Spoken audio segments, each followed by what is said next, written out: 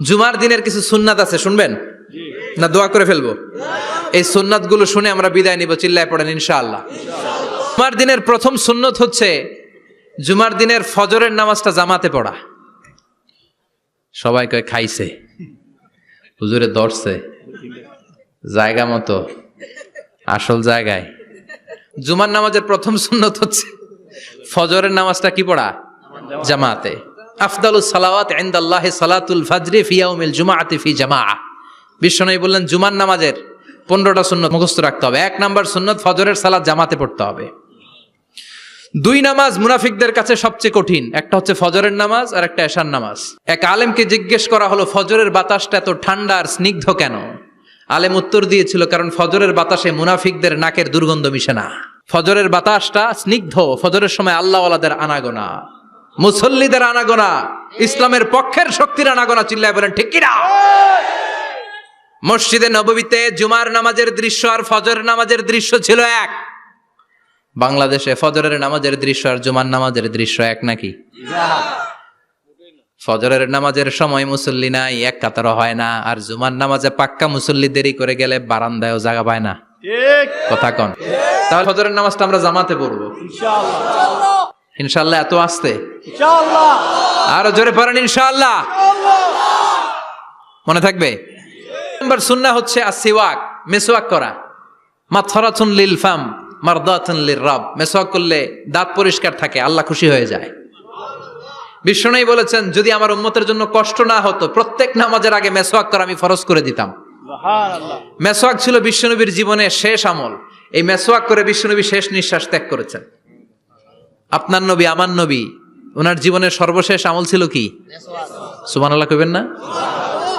বিশ্বনবী জাইতুনের ডাল দিয়ে মেসওয়াক করতেন। বিশ্বনবী বলতেন নি'মা সিওয়াকিয়া জাইতুন ফাইন্নাহু সিওয়াকি ওয়া সিওয়াকুল আমবিয়া মিন ক্বাবলি। জাইতুনের ডালের মেসওয়াক কতই না ভালো, কারণ এটা দিয়ে আমিও মেসওয়াক করি, আমার আগে সব নবীরাই জাইতুনের ডাল দিয়ে মেসওয়াক করেছে। সুবহানাল্লাহ। আর হচ্ছে দুহুন, তেল মালিশ করবেন। বিশ্বনবী জাইতুনের তেল চুলে আর গায়ে দিতেন।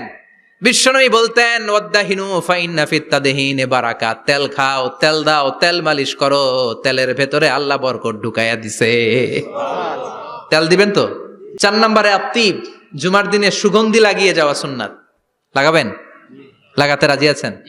বিশ্বনবী বলতেন এই দুনিয়ার 3টা জিনিস আমার কাছে সবচাইতে প্রিয়। হুব্বিবা ইলাইয়া মিন দুনিয়াকুম সালাস। 1 হচ্ছে আন-নিসা, নারীদেরকে আমি পছন্দ করি। 2 হচ্ছে আত্তিব, সুগন্ধি লাগাতে আমি পছন্দ করি।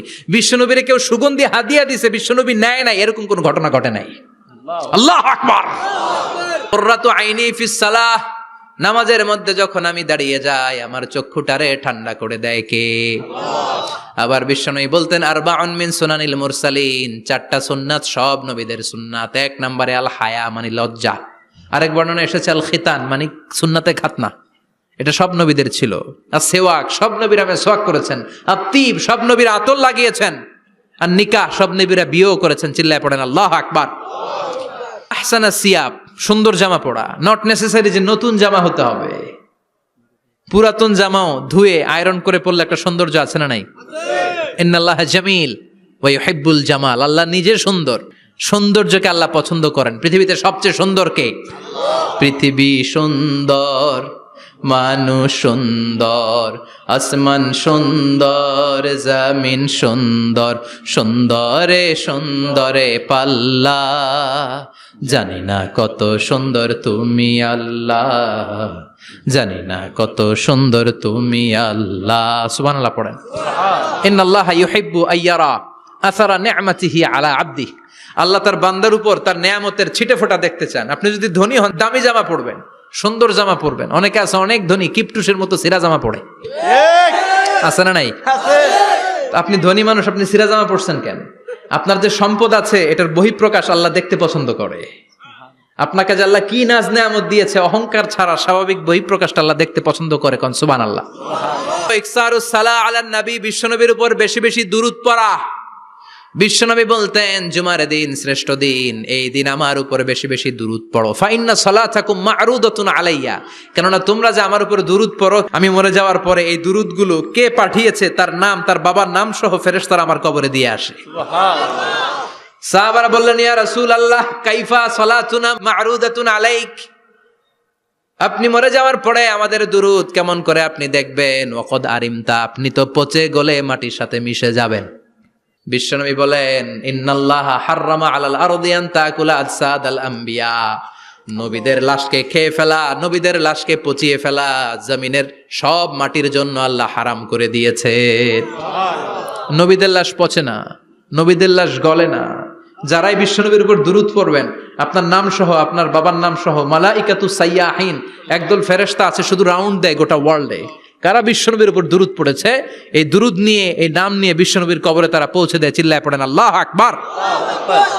পরে বিশ্বনবী বলতেন, জুমার দিনে সূরাতুল কাহাফ পড়বা, কাহাফ পড়া সুন্নাহ। সূরাতুল কাহাফ পড়তে রাজি আছেন? রাজি আছেন তো? 18 নম্বর সূরা, কোরআনের একেবারে মাঝখানের সূরা। আবার বিশ্বনবী বলেন, যারা সূরাতুল কাহাফের প্রথম 10 আয়াত তেলাওয়াত করবে জুমার দিন, শেষের 10 আয়াত যারা জুমার দিন তেলাওয়াত করবে, দাজ্জালের ফিতনা থেকে তাদেরকে মুক্ত রাখবে কে? সুবহানাল্লাহ পড়বেন না? সূরাতুল কাহাফ দিয়ে সকাল শুরু করতে রাজি আছেন? সবাই রাজি?